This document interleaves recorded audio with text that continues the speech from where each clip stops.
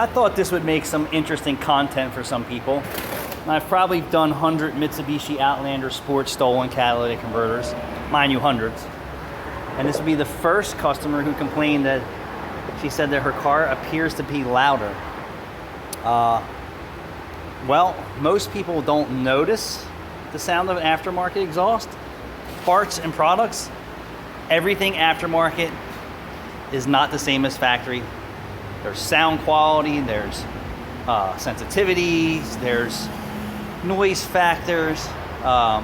So yes, aftermarket products do perform differently, especially aftermarket catalytic converters, mufflers, resonators.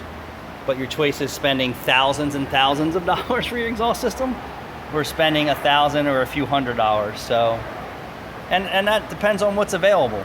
So you're stealing 2023 catalytic converters. There's nothing factory available yet. So you gotta deal with what you have as resources to put these cars back together. I figured I'd just say that. There is a difference. Thanks for watching.